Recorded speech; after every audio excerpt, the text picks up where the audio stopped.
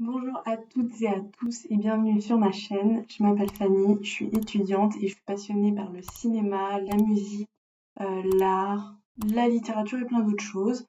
Aujourd'hui, il se trouve que c'est ma toute première vidéo et je me suis dit quoi de mieux que de vous parler de ce qui me passionne le plus en premier, si il fallait faire un classement dans l'absolu bien sûr. Et quoi de mieux pour ce faire que de vous parler de mes films préférés. Et pour ça, je vais utiliser mon top 4 Letterboxd. Alors Letterboxd, si vous savez pas ce que c'est une application autour du cinéma où on va pouvoir mettre les films qu'on a vus, mettre des notes, mettre des critiques, des reviews et faire des listes aussi avec les différents films qu'on a vus. Je vous mets dans la description le lien vers mon compte Letterboxd, n'hésitez pas à aller le voir. Je poste souvent de nouvelles choses puisque je regarde souvent de nouveaux films. Donc n'hésitez pas. Le premier film dont je vais vous parler, c'est The President's Cake, réalisé par Hassan Hadi. Si on traduit le titre du film, ça nous donne Le gâteau du président. Dans ce film, on va suivre l'histoire de Lamia, qui a 9 ans et qui vit en Irak sous Saddam Hussein. Et il faut savoir qu'à cette époque, chaque année, à l'occasion de l'anniversaire du président, dans chaque école est tiré au sort un élève qui va devoir réaliser un gâteau pour toute sa classe, ou toute l'école, ça dépend la taille de l'école, pour pouvoir fêter tous ensemble l'anniversaire du président. Et si l'élève ne réalise pas ce gâteau, c'est considéré comme un acte de trahison et de rébellion absolument exceptionnel et ça peut avoir des conséquences dramatiques pour toute la famille de l'élève en question. Et donc la pauvre Lamia, 9 ans, se retrouve désignée pour devoir confectionner le gâteau d'anniversaire pour fêter l'anniversaire du président.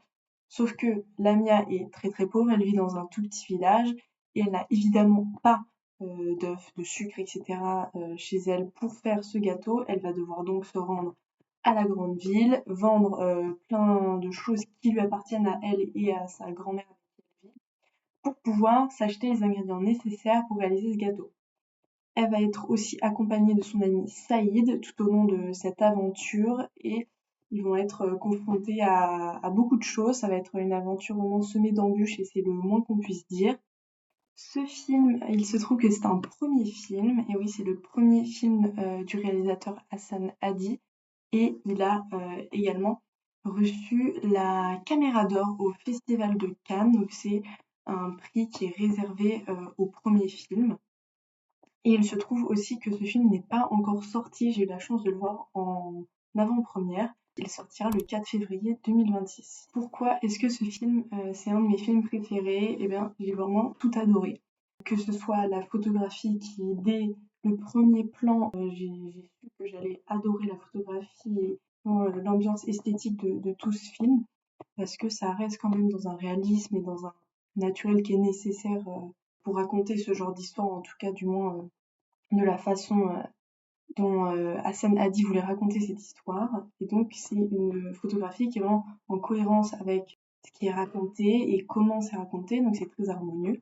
Moi j'ai trouvé ça vraiment magnifique. Aussi, il y a une bande son qui est vraiment intéressante et qui est vraiment immersive et qui est, je trouve, très juste. Aussi, le scénario, je le trouve vraiment mais tellement bien écrit, que ce soit l'enchaînement d'événements, mais aussi les dialogues. Vraiment, les dialogues, ils sont hyper touchants, ils sont hyper justes, ils sont hyper naturels.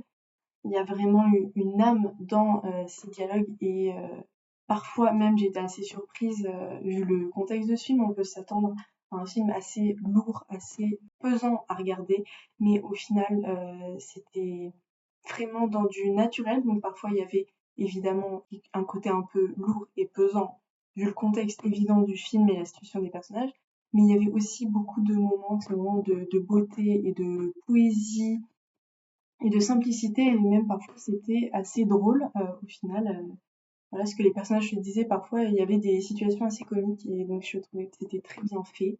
Aussi, évidemment, les deux personnages principaux sont des enfants et ça, vraiment, c'est quelque chose qui me touche énormément quand c'est bien joué et c'est vrai que parfois c'est compliqué de trouver des enfants qui jouent bien et pour diriger des enfants, c'est pas pareil que diriger des acteurs adultes. Et là, j'ai vraiment été bluffée et vraiment émerveillée par le jeu des deux enfants. C'est vraiment magnifique. Il y a une vraie harmonie entre eux, C'est vraiment exceptionnel et il y a un truc que les 2 enfants font, dans le film que je trouve vraiment adorable et qui est vraiment, qui transmet beaucoup d'émotions et qui va être récurrent et qui va revenir souvent. Ils vont souvent faire un peu sous forme de jeu. Ça va être, des sortes de concours de regard où en fait ils vont se regarder et l'objectif, c'est de ne pas cligner. C'est quelque chose qui va revenir à différents moments de l'intrigue au fur et à mesure que la relation entre les 2 évolue. Ce qui passe de camarades à amis et cetera et puis il y a certains regards, très tendres l'un envers l'autre. Et puis ils sont très jeunes, donc forcément il y a ce côté enfance et le fait de grandir, etc.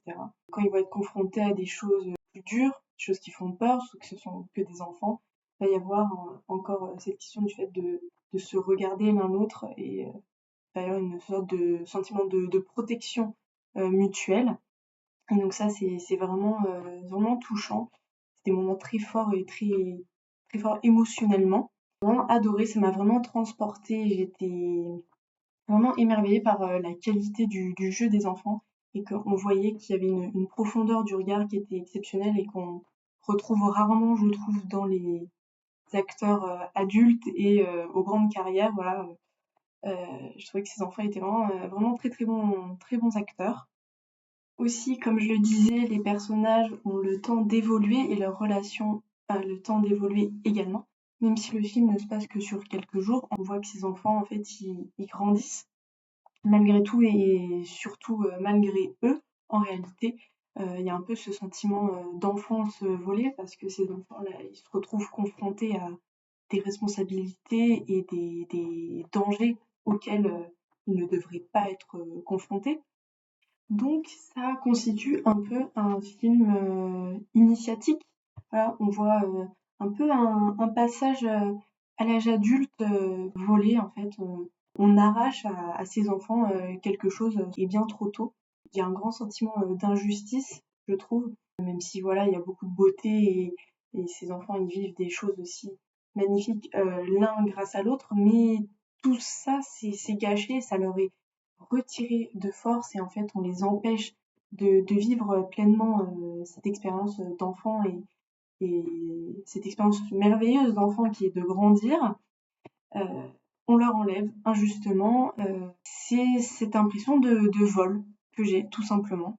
La fin, je ne vais pas vous la spoiler bien sûr, mais je l'ai adorée. C'est pour moi une suite logique avec tout le film et puis c'était tellement émouvant, ça m'a beaucoup plu. Pour moi, ça a vraiment résonné avec tout le film. En fait, c'était très cohérent et c'est vrai que ça restait dans une sorte d'harmonie. Voilà, en fait, c'est que dans ce film, j'ai trouvé que tout était harmonieux, tout allait en fait dans le même sens.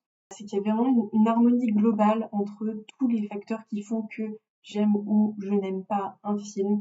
Tout était réuni et tout était vraiment en osmose. Voilà, tout fonctionnait bien ensemble et donc c'est la recette parfaite pour me plaire. Je ne peux que évidemment vous conseiller fortement d'aller voir ce film en salle à sa sortie le 4 février 2026. Bon, deux salles, deux ambiances, puisque mon deuxième film préféré dont j'ai envie de vous parler, c'est La Cité de la Peur, réalisé en 1994 par Alain Berberian. C'est une comédie française avec Alain Chabat. L'histoire de ce film, elle est un petit peu absurde. Tout se base voilà, sur de l'humour très absurde et loufoque. C'est de l'humour très libéré. C'est un peu une sorte de faux film d'horreur qui se passe durant le festival de Cannes avec un petit peu de films dans le film puisqu'ils sont au festival de Cannes pour présenter leur film d'horreur. Donc il y a des séquences de films d'horreur dans un faux film d'horreur. L'objectif c'est de faire rire, l'objectif c'est vraiment d'avoir ce côté très humour français et humour à la Chabat au final. J'aime beaucoup ce film parce que je le trouve d'une part hilarant et d'autre part très drôle.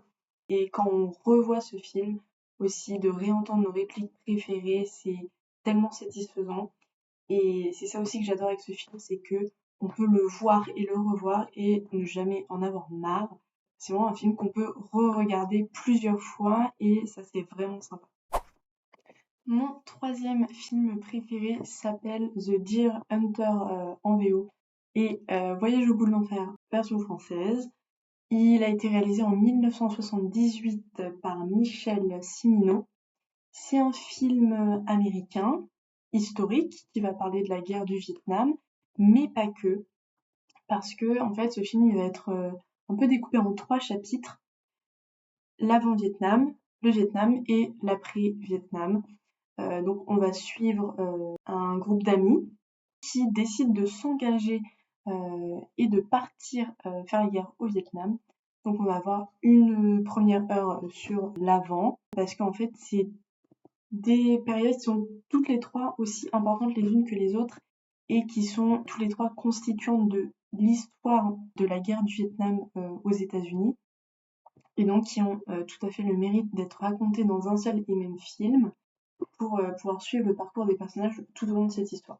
Donc on a une première heure sur l'avant, une heure plus ou moins sur la guerre du Vietnam et tout ce qui se passe quand ils sont sur le terrain, et ensuite une heure avec l'après-Vietnam, qu'est-ce qui se passe après le Vietnam au final pour ces personnages, après souvent la fin du film, parce que la plupart des films sur la guerre du Vietnam se concentrent sur le moment sur le terrain, et alors que là, dans ce film-là, on va voir ce qu'il se passe après, et pour certains personnages, l'après-Vietnam est pire que le Vietnam en lui-même.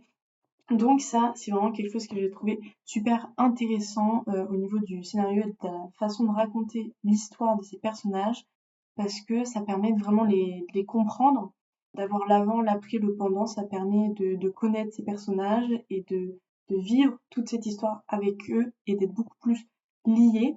Et évidemment aussi, il y a le côté historique de beaucoup mieux comprendre ce que c'est en fait la guerre du Vietnam. Le casting de ce film, il est assez exceptionnel, hein. C'est vraiment un casting 5 étoiles, puisqu'il y a Robert De Niro en personnage principal, Christopher Walken, John Cazale, Meryl Streep et bien d'autres. Et aussi, je trouve que la direction d'acteur, elle est vraiment bonne, parce que parfois dans un film, on peut avoir des très bons acteurs, mais on ressent qu'il y a eu une mauvaise direction des acteurs et que entre eux, ça marche un peu moins bien. Et bien sur ce film-là, c'est vraiment super bien fait. Il y a des regards qui sont hyper profonds, voilà, il y a des silences qui en disent plus que 1000 mots. Et ça, c'est vraiment dû à une direction d'acteur qui est très bonne, évidemment. Aussi, c'est dû aux acteurs qui ont un niveau exceptionnel. C'est plein de facteurs, voilà, qui jouent tous ensemble et qui, là, je trouve, sont vraiment réunis au maximum pour faire le meilleur film qui soit. Dans ce film, il y a aussi plein d'événements très durs, très forts, qui vont être marquants et qui vont faire que des scènes vont devenir assez cultes. Voilà, je pense à la scène de la roulette russe au Vietnam, qui est assez traumatisante, hein, qui est très violente, donc c'est pas pour tout le monde.